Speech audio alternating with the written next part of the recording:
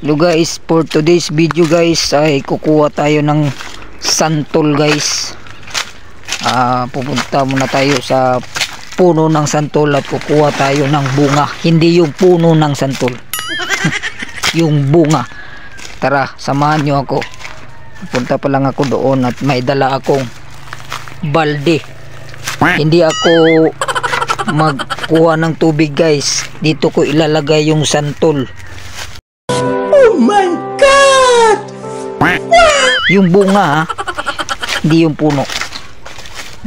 Yan, punta na ako doon. Yan, pwede na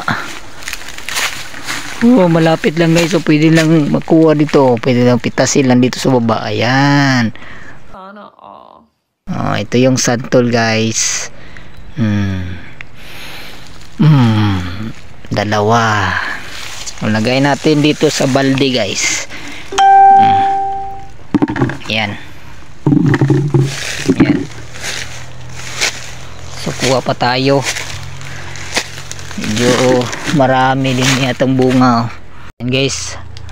Yan guys, marami doon sa taas guys, pero dito na lang tayo sa baba kukuha. Kasi nandito naman makabot naman siya. Ano ba yung tawag dun anong Tagalog ng makabot? Maabot. Hindi.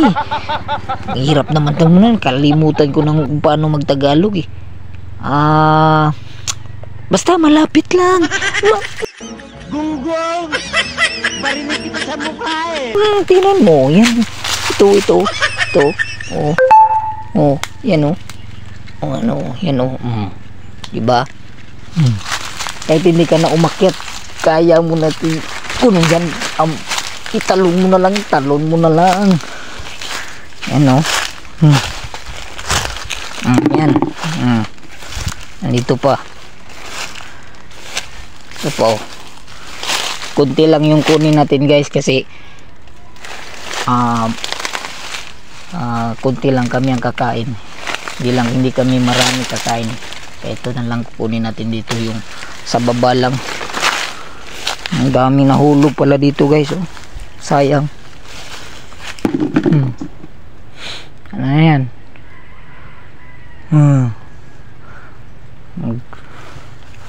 Kuha tayo ng gusto ko yatang isungkit na lang to. Tama na to guys.